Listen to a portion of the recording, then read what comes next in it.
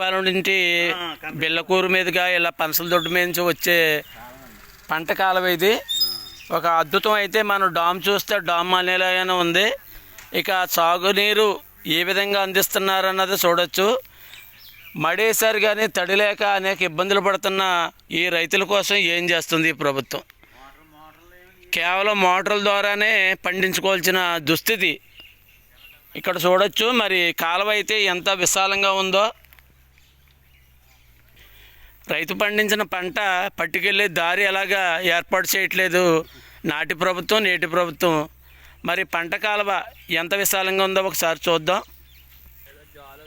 కనీసం పంటలు పండించుకోవడానికి సాగునీరు కూడా అందించలేని మరి ఈ అధికారులు నిద్రపోతున్నారా అని రైతులు ఆవేదన అయితే వ్యక్తం చేస్తున్నారు. ఇక ఈ డామ్ అయితే పూర్తిగా శిథిలమైపోయింది.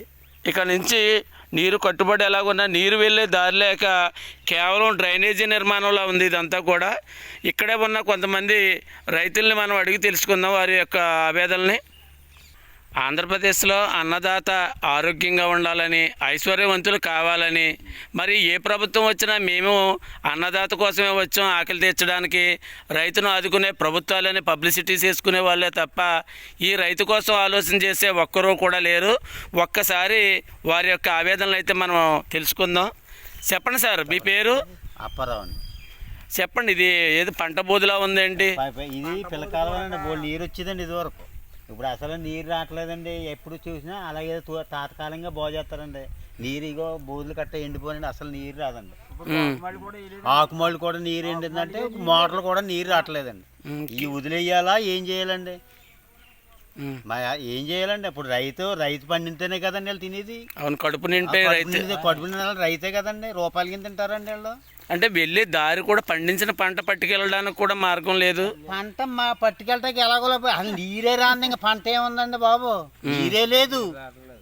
తొలకరికి నీరు ఉండదు, దాలవాకి నీరు ఉండదు. తొలకరికి దాలవ ఎలాగున్నది, తొలకరికి నీరు లేదు. చూశారు కదండి కాలువ. ఇది ఇక్కడ చెప్పాలంటే ఒక డ్రైనేజీ, చిన్నపాటి డ్రైనేజీ ఏ విధంగా ఉందో అదే విధంగా ఉంటాం. ఇరిగేషన్ అధికారులు పూర్తిగా నిద్రపోతున్నారు కాబట్టి ఈ రోజుని ఈ పంట కాలువల పరిస్థితి, దుస్థితి ఈ విధంగా ఉంది. మరో అన్నదాతతో మనం మాట్లాడే ప్రయత్నం చేద్దాం.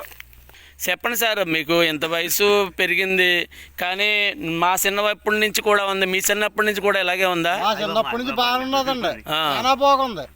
ఒక 10 సంవత్సరాల మంది నుంచి మొత్తం ఇంకా ఒక నీరు చుక్క రావట్లేదండి.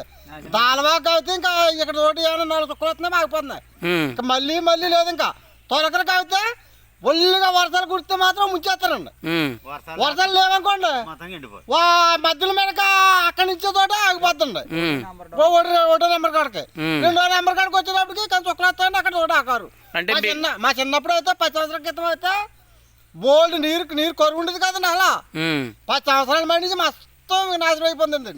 ట్రైన్ కంటే ఎక్కువ అయింది. ట్రైనే రైటు, అది కదా ద్వారాన్ని వెళ్తుంది.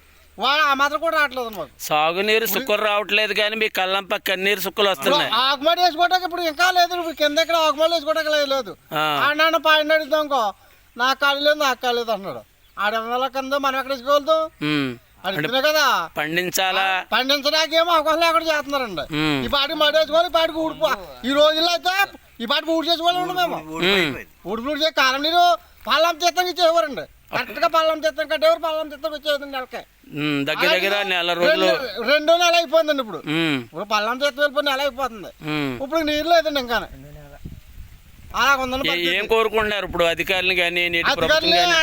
ఏమన్నారండి, ఎవరి కానీ వెళ్ళాము ఇంకో ఎందుకు ఇగో వచ్చేది ఇంకా ఈ 4 రోజులు అంటున్నాడు అంతే. లేదా గంట కాలేజీలు గుమ్మత్తా ఇక్కడికి వస్తారండి. గమగమా చూస్తారు, ఇలా ఫోటోలు తీస్తారు, ఇలా చూస్తారు, అంతే వెళ్ళిపోతారండి. అదే పని అండి.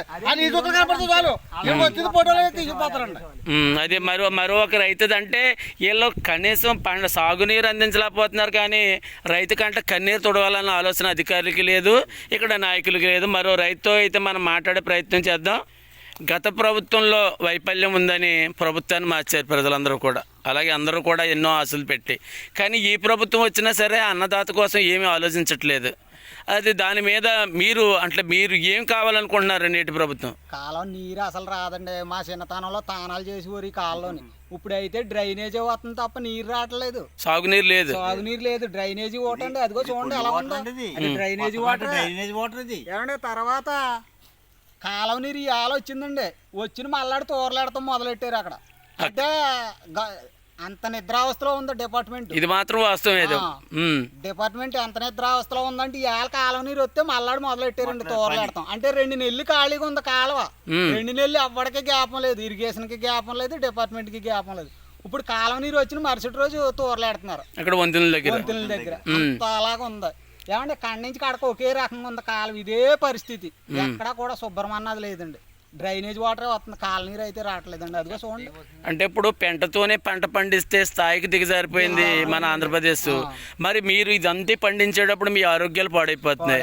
కానీ అందరు ఆకలి తీర్చాలన్న ఆలోచనతో ఉన్న అన్నదాతలుగా మీరు ప్రభుత్వాన్ని ఏం కోరుకుంటారు? మాకు కాలనీరు ఇస్తే బంగారులాగా ఉంటుందండి. కాలం బాగు చేయాలి, ముందుగా మొదలెట్టాలండి. ఇప్పుడు అందరూ ఆకుమళ్ళు వేసేసారు ప్రతి ఏరియాలో. మాకు ఇంకా ఆకుమళ్ళు వేయలేదు. నీరు రాలేదండి. నీరు వస్తే వేస్తారు. ఏదో మోటార్ ఉన్నవాడు అక్కడో ఇద్దరు వేసుకున్నారు. అంటే మడి వేయాలన్నా తడి అన్నది ఉండాలి. పైన ఎలాగ వరుణుడు ఎలాగా కరుణించట్లేదు. ఇక్కడ కనీసం అధికారి యంత్రాంగం ఉండి ఏమీ చేయట్లేదు. ఇప్పుడు పూర్తి స్థాయిలో వైఫల్యం ఉంది. నిద్రావస్థలో అయితే మాత్రం ఇరిగేషన్ అధికారులందరూ కూడా ఉన్నారు. అంటే మీ ఫైనల్గా మీ కోరికలు ఏంటి? ఏం చేయటం ఏమంటే శుభ్రం చేసి కాలనీరు ఫుల్గా అందిస్తే సంతోషం. రైతుకి కావాల్సింది ఏంటి? ఆడ డబ్బు ఇచ్చినా ఇక్కడ ఆగదు మాకు. శుభ్రంగా నీరు వచ్చినాక శుభ్రం పంట పండించుకుంటగలుగుతాం. ఆ పంట పండించుకుని మేము ఏమైనా చేయగలుగుతాం. అంతేగాని నీరు లేదు మేమేం చేయగలుగుతాం? అలాగే ఏరియా ఏంటండి ఇది? 2 నెంబర్ డామ్. 2వ నెంబర్ డామ్ అండి. 2వ నెంబర్ డామ్. ఈ డామ్ చూస్తేనేమో మొత్తం డామ్ 3వ నెంబర్ డామ్ ఉందండి కొంచెవరపాలెం.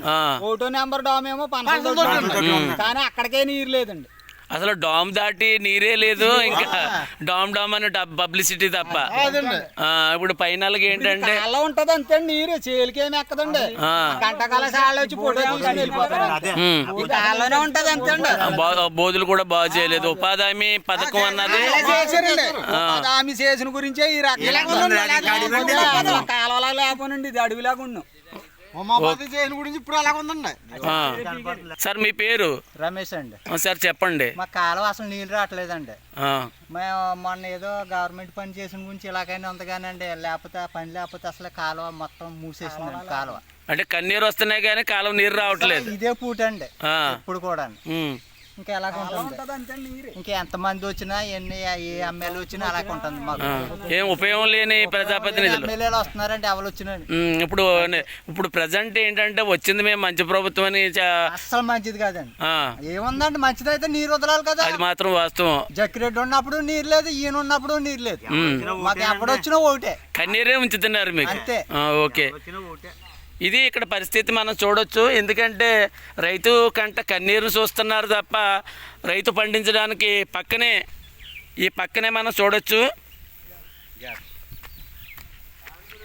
మొత్తం ఇవన్నీ కూడా బీడు భూములుగా మొత్తం ఎండిపోయి ఉన్నాయి. ఇదంతా కూడా పంట బోధులు ఇరువైపులా కూడా శుభ్రం చేసి ఉంచాలి. ఇదంతా కూడా ఎంత అధ్వానంగా ఉందంటే డ్రైనేజీలన్నీ కూడా మురికి కూపంలా మార్చేసి అధికారులు నిద్రపోవడం. మరి వీళ్ళందరూ కూడా అన్నదాతలు అనారోగ్యాలు గురైపోతున్నా, వాళ్ళ ప్రాణాలు పోతున్నా మనకెందుకులేనే నిర్లక్ష్యంతో ఉన్నారు. కాబట్టి నాటి ప్రభుత్వం కానీ నేటి ప్రభుత్వం కానీ వీళ్ళ కోసం